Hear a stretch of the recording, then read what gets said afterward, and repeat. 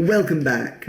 So for now, our little action game is pretty fun. We pick up weapons, kill enemies, dodge projectiles, come face to face with an epic boss, but everything lacks juice. In other words, a lot of interactions and events in the game feel a bit limp and lifeless. For example, the enemies when killed just disappear into thin air, which is very uninteresting. Hearts when picked up just vanish as well. Equipping new weapons also looks very dull, and the boss when defeated pops away. It's just all very unsatisfying. So our mission is to make all this look cool with the use of particle effects. I can assure you getting an enemy when killed to spawn a shower of black blood, or having a heart pickup explode with orange particles will feel awesome. It's small little details, but they'll end up making a big difference in the player's overall experience. So in section 1, we saw how to make a simple particle effect for the player's fireballs. We can actually go ahead and use this to create an effect for when the enemies die. So I'll drag and drop that into the scene view, rename it into something like enemy death effect, and turn it into a prefab. And now I can tweak the particle system. For example, I'll change the color from orange to black. I'll also increase the noise strength value to add a lot of random chaos to the effect. Remember, once you've done editing your effect, to hit the apply button so that all changes are saved into the enemy death effect prefab. Now I'll jump inside of the enemy script and create a public GameObject variable called death effect, and then I'll instantiate that effect when the enemy reaches 0 health. I'll of course make sure to drag and drop that effect inside of the death effect empty slot in the inspector on my various enemies and hit play.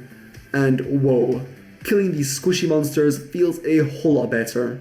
You could of course spawn more stuff whenever an enemy dies, such as blood splashes on the ground, or even instantiate a corpse of that enemy. Having an enemy leave a blood smear or corpse on the ground will leave a lasting mark on the battlefield, and that can feel pretty awesome. Just make a game object with a corpse or blood sprite, and then instantiate that when the enemy reaches 0 health.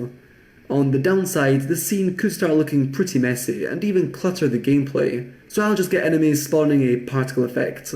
It's simple and nice. Now I'll make an effect for when the player picks up a weapon or heart container. Again, I'll use the fireballs effect as a starting point. Rename the effect to pickup effect and turn it into a prefab. I'll now duplicate that effect and parent it to the initial effect. Grabbing the parent, I'll enable an amazing particle system module called sub-emitter. This will basically get each particle of the effect, spawning an entire particle system. What particle system? Well, whatever you drag and drop inside of this empty slot, and that is parented to the current effect. So I'll drag and drop this duplicated particle system in here, and now I can choose when I want each particle to spawn this duplicated particle system. If you choose birth, each particle will spawn an effect as soon as they spawn into the game world. Collision when they collide with something, and so on. I'll choose death, so now when a particle is destroyed, it will leave behind a shower of other particles. And of course you can edit the look of those particles by simply tweaking this duplicated particle system.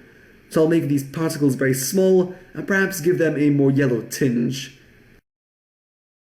And as you can see, the end result looks pretty awesome. Oh, and make sure that on the main particle effect, stop action is not set to destroy anymore, or all the sub-effects will vanish in a very snappy way, as soon as the main particles have all been destroyed. And again, make sure to hit apply to save that into the prefab.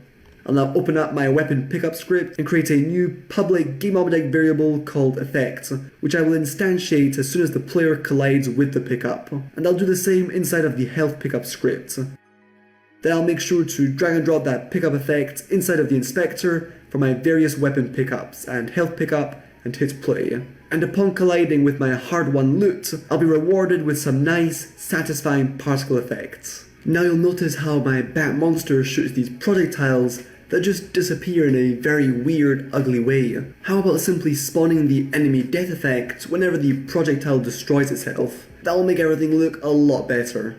Alright, with that done, let's see how we can make destroying the boss character more enjoyable and pleasing to the eye. You can of course get the boss spawning a pack of particle effects by using the same particle system made for the enemies, only with more particles, and each one being a bit bigger. I think it's also a good idea to spawn a large splash of black blood, to make clear that the boss is indeed dead and defeated, and does not simply vanish using some magical spell. Your main goal here is to really give the player a sense of satisfaction at having beaten this tremendous foe. Having the boss simply disappear when killed was terrible. Having him disappear in a shower of blood and particles feels a whole lot more epic and cool. So in your own game, always look for these little opportunities to add effects, to polish interactions and make your game feel better, and just all in all more fun to play. It doesn't take very long, but can be the difference between the player sticking around for a minute and playing for a couple hours. So that was the first video in this polishing section of the course. In the next one, Liam will continue adding life to the game with the use of screen shake. Alright, cheers!